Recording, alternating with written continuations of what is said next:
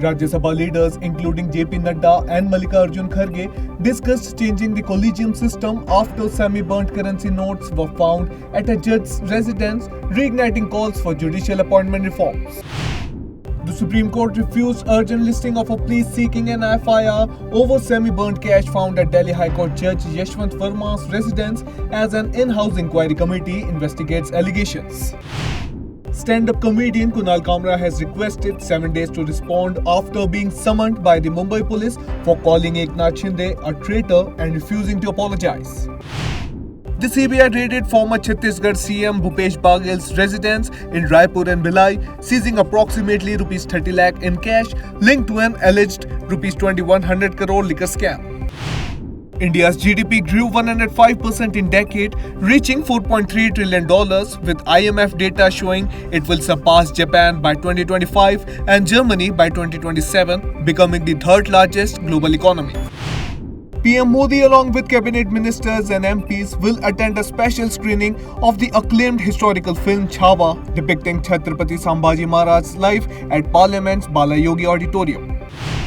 India ordered Samsung to pay $601 million in back taxes and penalties for misclassifying telecom equipment imports to evade tariffs, affecting executives and its supply to Reliance Jio amid stricter foreign policy scrutiny.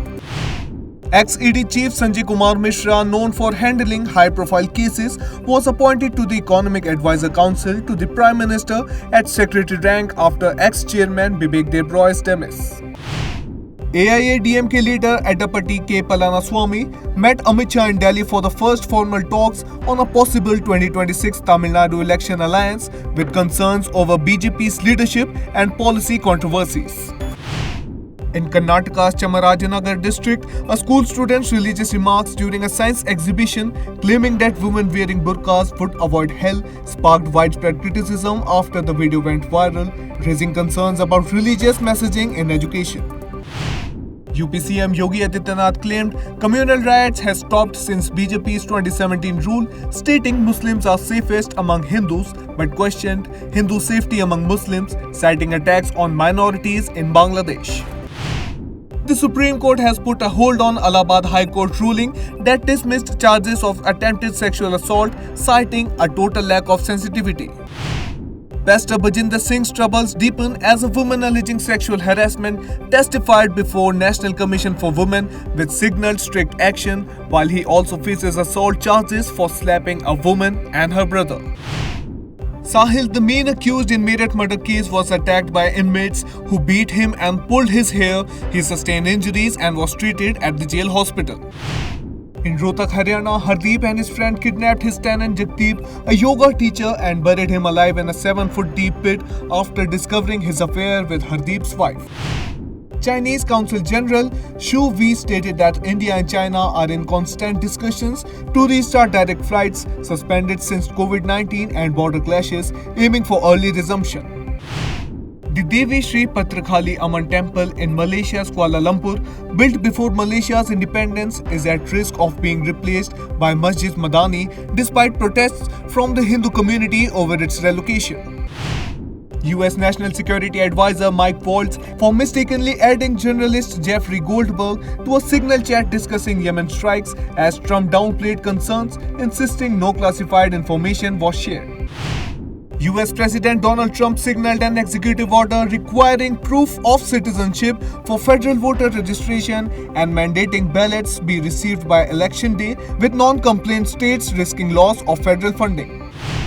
President Trump signed an executive order mandating voter citizenship proof, limiting mail-in ballots, and citing India's biometric voter ID system as a model aiming to enforce stricter election security measures in the US. Thousands in northern Gaza protested against Hamas, demanding an end to the war as Gaza faces devastation with over 50,000 dead and severe shortages of food, water, and medical supplies. India is open to reducing tariffs on 55% of US imports to counter upcoming reciprocal tariffs, aiming to finalize a trade deal before April 2nd amid ongoing negotiations with the US officials.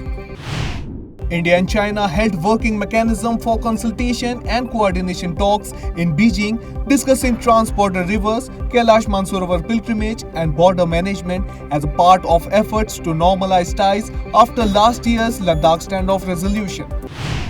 The US secured agreements with Ukraine and Russia to halt attacks at sea and on energy sites, pledging to push for lifting some sanctions, though Russia demands banking links be restored first. A secretive Chinese tech firm linked to fake recruitment companies is reportedly targeting recently laid off US government workers and AI researchers, raising espionage concerns according to Reuters and analyst Max Lesser.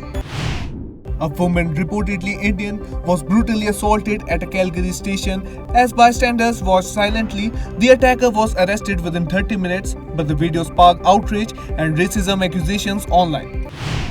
US Secretary of State Marco Rubio stated that Mohammad Yunus is preparing Bangladesh for elections, ensuring its people can freely choose the nation's future path amid political tensions. The US Senate confirmed Stanford professor Jay Bhattacharya as the National Institutes of Health Director in a 53-47 votes, with plans to restore NIH's research standards alongside newly appointed Health Secretary Robert F. Kennedy Jr.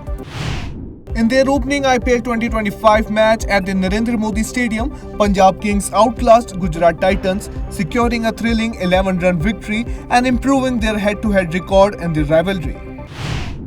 Rajasthan Royals take on Kolkata Knight Riders in their second IPL 2025 match at Barsapara Stadium, Guwahati at 7:30 p.m. with both teams aiming to refine their winning combinations.